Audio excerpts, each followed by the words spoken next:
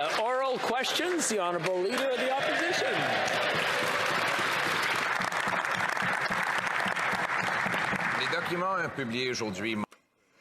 Documents published today reveal that senior management at the Bank of Canada is worried about creating false expectations about interest rates. Who created these false hopes? The finance minister, who said 2 months ago that we had won the fight against inflation. But since she made that statement, inflation has risen 43%. It's higher in Canada than it is in the United States. And there could be further interest hikes on Canadians who are already the most in debt in the G7. Will they stop their inflationary deficit so we can bring down interest rates and save Canadians? The Honourable Innovation Minister.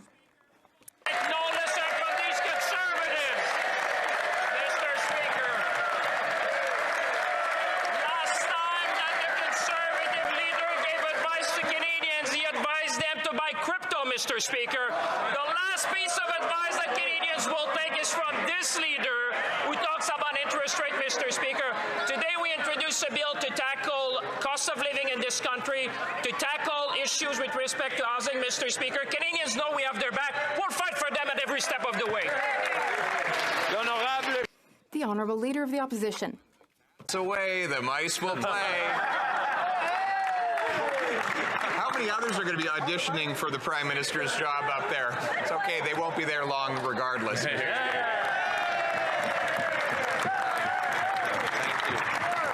But in the meantime, we've got a forthcoming crisis this government helped create.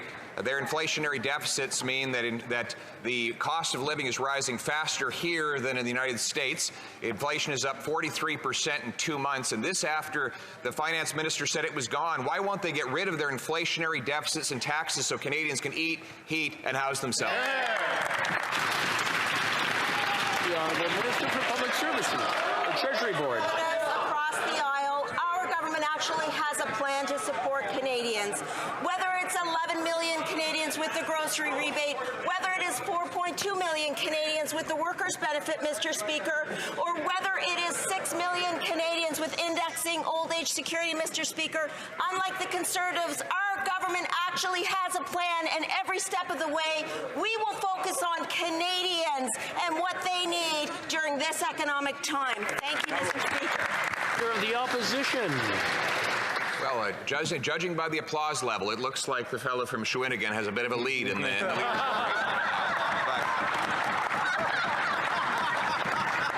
And unfortunately, Canada has a lead in higher inflation than the United States of America.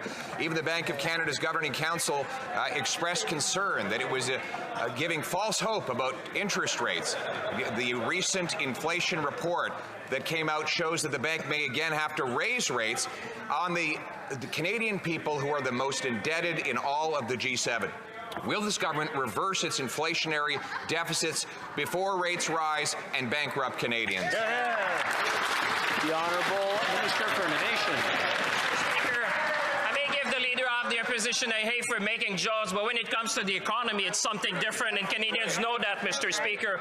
What the Conservatives should look at is what we did today, Mr. Speaker. We talked and we introduced a bill that will make a difference in the lives of Canadians. That's what Canadians expect, Mr. Speaker. They don't expect that we make fun in this chamber. They expect us to work for Canadians. Today we introduced a bill that will make a difference in the lives of Canadians. And I enjoin all the members of this House to work with us, make them meaningful measures for Canadians so we can help people at the time of need. Honourable Leader of the Opposition. Well, I do tell the occasional joke, Mr. Speaker, but none of my humor meets with the joke that is this government's economic plan.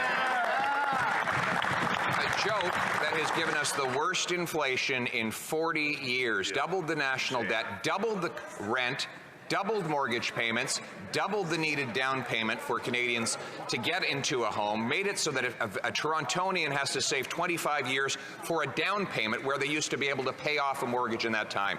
Will they reverse their disastrous inflationary policies so that Canadians can finally eat, heat, and house themselves? The Honourable Minister for Housing. Speaker, Speaker, it's fascinating the honourable member, after a summer talking about housing, put forward a plan that tinkers around the edges, which experts have indicated demonstrate a lack of understanding of the urgency or scale of Canada's housing crisis. For example, we have advanced a measure that will get rid of GST on apartment construction. He's now made a commitment to put it back on for middle-class homes. Mr. Speaker, he has made a commitment to cut the program that is now changing the way that cities build home in London, in Calgary, and will impact many cities across the country. We will advance policies that make a difference, not just hang something in the window and be a pretender like him. The Honourable Leader of the Opposition.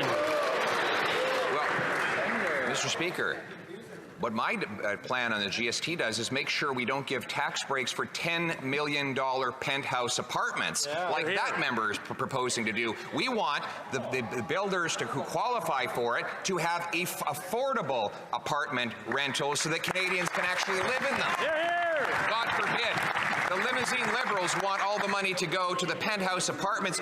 As for his program, $4 billion, and a year and a half later, it hasn't built a single solitary house, and it's only promised 2,000 homes, of which you'd need 1,500 of those announcements to get to the number we need. Why won't they get out of the way so we can build? The Honourable Minister of Housing. The honourable member is concerned about building affordable homes. He should talk to the people who advocate for the building of affordable homes. They are telling us to advance a full GST measure, not a half measure, because that is what's going to get homes built in this country. He plans to cut the Housing Accelerator Fund, which is changing the way that cities build homes. He is literally cutting money that's going to build homes and planning to tax the people who build them. If he can't see that that don't work, he should go back to his image consultant and tell them that he needs to start wearing glasses again. Speaker, after doubling the cost of housing in this country, the Prime Minister thought he would appoint someone to fix the mess he made, who was in charge of immigration when they put refugees on the streets and under bridges, when they had international students sold into prostitution and human trafficking. And he says that I need glasses. This is the same minister that lost 1 million people. He literally lost track of 1 million people that came into the country. Can the minister please tell us, glasses, binoculars, or otherwise, how you lose 1 million people?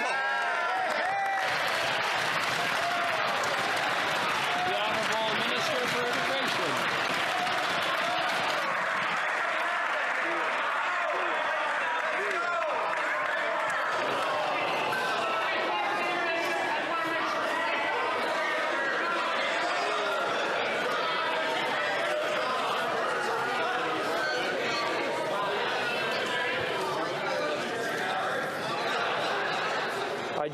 I just want to tell the member for Spadina Fort York to be ready, just in case we have to go to the end of the line.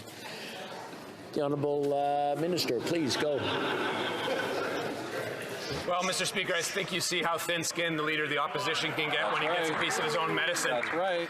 Look, international students are a credit to this country, Mr. Speaker.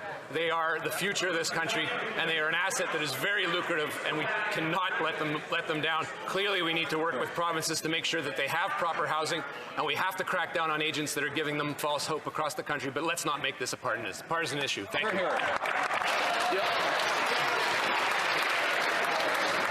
The Honourable Leader of the Opposition. Mr. Speaker, the question was how you lose 1 million people.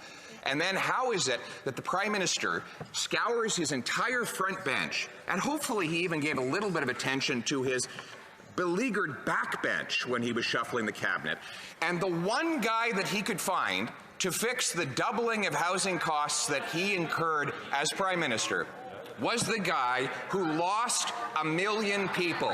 The guy who will go down in history in the Guinness Book of World Record of having lost more people than have ever been lost in the history of the world. How is it possible they couldn't find anyone better than that to put in charge of housing? The Honourable Government House Leader. Mr. Speaker, you know, while the Conservatives stay focused on us, we're going to stay focused on Canadians. While the Leader of the Opposition is making personal attacks, we're going to continue to support the personal lives of Canadians, and whether that's helping them through tough times times like COVID, whether it's helping them through difficult times right now with inflation. We are going to continue to be there for Canadians, and that will remain. I'm having a hard time hearing the Honourable Minister.